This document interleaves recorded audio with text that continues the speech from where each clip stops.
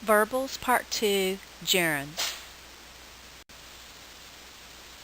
A gerund is a verb form ending in ing. Wait a minute. I thought when I watched the participle video that you said participles ended in ing. How can I tell the difference? Gerunds act as nouns.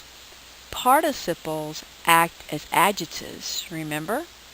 They also end in D or ED, but you are correct. They can have ing endings as well when they're present participles. The difference is a gerund will always take the noun form, and the only ending that a gerund has is ing. Let's look at some examples. She is the best actress when it comes to acting. Mom enjoys writing. Walking is my favorite form of exercise. Obviously, I have underlined the gerunds for you, but let's take it a step at a time. When trying to find the gerund, go into the sentence and find the word that ends in ing. But how do I know if I've found the gerund and not stumbled upon the main verb of the sentence? That's a really good question. To acting, I see acting at the end. I need to find the main verb. Let's go to the front of the sentence. She definitely looks like the subject. It's towards the front. It is what the sentence is mainly about. She is. Is the main verb. You are correct, so acting is probably my gerund. It's gotta be because it ends in ing. Second sentence, Mom enjoys writing. Writing, ing, let's find the main verb. Mom is the subject. What does she do? She enjoys. That's the main verb, so writing is my gerund. The last one, walking, look for the main verb, is again. And interestingly enough, walking just happens to be the subject of this sentence, is the main verb. But what is a gerund phrase? A gerund phrase contains a gerund and any modifiers or complements it may contain. Look at the sentence that I've given you. Camping in the mountains is my favorite outdoor activity. So I need the gerund first, so go in and look for an ing word. Okay, camping. Pretty much that's got to be it, right? And any modifiers or complements. Well, in the mountains is a prepositional phrase, but it also modifies camping. It goes with camping. Well, how do I know where to stop and start? Well, you start with a gerund, and if it's at the front of the sentence, you end before the main verb. Find the main verb, is. That's where you'll stop your gerund phrase when it's at the beginning of the sentence. And I'll talk about this more on another slide. After I locate the gerund, I need to know how the gerund is being used. I have 4 options. Remember, all of these are nouns. It can be the subject, represented by S. It can be the direct object, represented by DO, the predicate nominative, PN, or the object of the preposition, represented by OP. Let's review first where these are usually found in a sentence. Remember, we are concerned with the location of the gerund in order to determine how it is being used.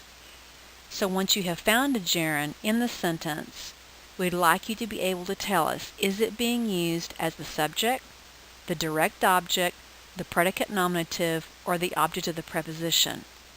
Now, it may have been a while since you covered these. I know you do frequently in your foreign language classes, especially direct objects, but watch this short video below and we will discuss and review the 4 places of nouns.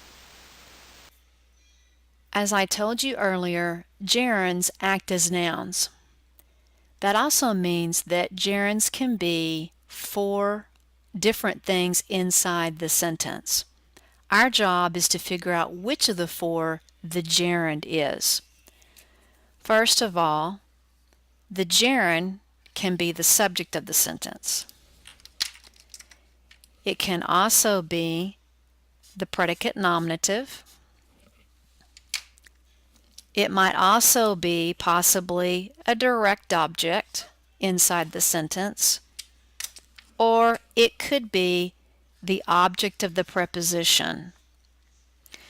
Now, the reason why I've written these this way is because this is the basic layout of the sentence structure.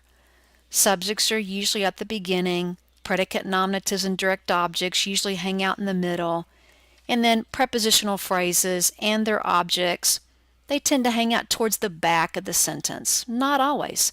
Sometimes they might be in the middle, and they can be at the beginning. But for our basic structure, we're going to leave the object of the preposition, prep phrases at the back. Notice I put a period here to remind you. So this is the front, and this is the back. So in order for us to find where our gerunds might be, let's add one more component, and that's going to be the verb. I'm going to draw a box around it to remind you of its significance. Usually when we read a sentence, we usually have subject, verb, and then our other items towards the back in the middle. Well, first of all, we need to understand these two. And to understand these two and the difference between them, the verb plays a major role. Let's start with the direct object, do. It answers the what question for us. Let me give you an example. Bob threw the ball. Bob threw what? Ball. So ball becomes the direct object. Why does the verb play such an important role? Well, here's why. In order for ball to be the direct object, threw, which was my verb, needs to be an action verb. And of course, action verbs express action. Words like threw, walk, talk, run. Those are all action verbs. So if I have an action verb and I get an answer to the what question after it, I have probably found the direct object. Well, how is the predicate nominative different from the direct object? Well, let's look at this example. Tomorrow is my birthday. The first time I used the verb through, but this time I used the verb is, and that's the important part.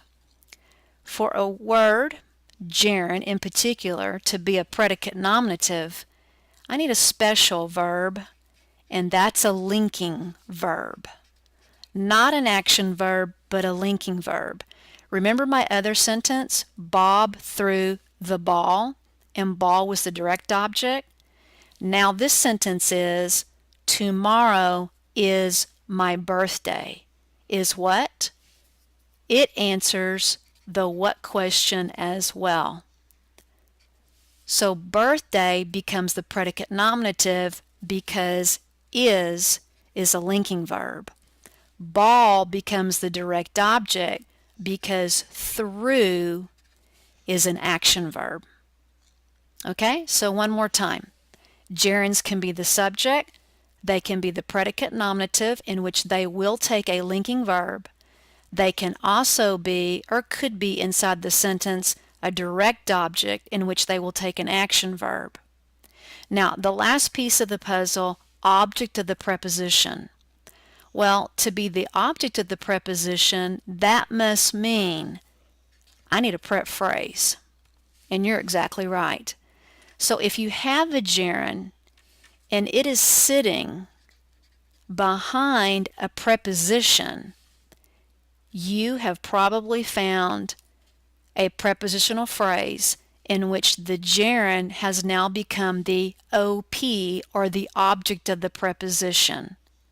So look for familiar prepositions like to, with, from, over. And if you find a preposition with a gerund, remember gerunds end in ing, and it's sitting right behind it, that noun placement has now made it the object of the preposition. So one more time. Gerunds can be the subject, the predicate, nominative. They can be the direct object, or they could be the object of the preposition. Gerunds are nouns and act as nouns, and these are the 4 types of nouns that they can be. How do I find the gerund phrase? Let's make this easy. If the gerund phrase is located at the very front of the sentence, begin with the gerund and underline all of its modifiers until you get to the main verb of the sentence. When dealing with a gerund that happens to be the object of a preposition, you start with the gerund, do not include the preposition, but start with the gerund and go all the way to the comma when you're dealing with the object of the preposition. Stop. In both cases, do not underline anything past the main verb. Let's take a look at this example. Texting in English class is strictly prohibited. Well, first, I need to find the gerund. So let's go look for an ing word. That would be texting. Well, I start with the gerund, but where do I stop? Remember, to find the main verb is a good idea. I don't want to go past it. Plus, I want to make sure that I have actually found the gerund. So go inside and find another verb. Oh, I see is and that other word. Yes, prohibited with the ed on the back side. That's my verb phrase. So that's the main verb. So I have found the gerund. I need to underline from the gerund to the main verb. So texting in English class becomes the gerund phrase.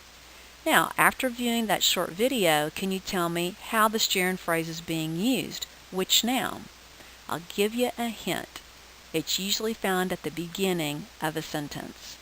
If you don't know, go back and watch the video again and come back and see if you can figure it out. Finding the phrase. 2 more areas we need to discuss. If the gerund phrase is located in the middle to the back of the sentence, simply start with the gerund and underline all of its modifiers until you get to the back of the sentence. Stop at the period. Remember, do not include the main verb in your phrase. Let's look at the example. Joey liked cooking extravagant seafood dishes. What do? Go in and find the ing word first. Okay, cooking. Now go look for the main verb. Well, Joey pretty much looks like the subject. So what did Joey do? He liked, and of course cooking extravagant seafood dishes becomes my gerund phrase. I start with the gerund cooking and I underline and I go all the way to the back to the period. By the way, do you know how the gerund phrase is being used in this sentence? In other words, which noun is it? Let's go over the gerund as the object of the preposition one more time. If the gerund is an OP, an object of the preposition, how do I locate the phrase? First, we need to find the gerund. The preposition should be sitting in front of the gerund. Start underlining with the gerund and never include the preposition inside the gerund phrase. Remember, it's the object, it's not the preposition. Follow the previous rules. If the phrase is at the front of the sentence, stop at the main verb or the comma. If it falls at the back, begin with the gerund and stop at the period. Let's look at our example. In operating the machinery, he accidentally forgot to switch on the fail-safe button. Okay, first of all, let's go in and find our ing word, our gerund. Okay, operating. I feel pretty good about it. So, I want to start with my gerund and look at my directions. If it's at the front, I'm probably going to need to stop at the comma. So, operating the machinery, that's where the comma is. Let's stop. Remember, do not underline in. That is the preposition. It is just the object of the preposition that I am looking for. Good job.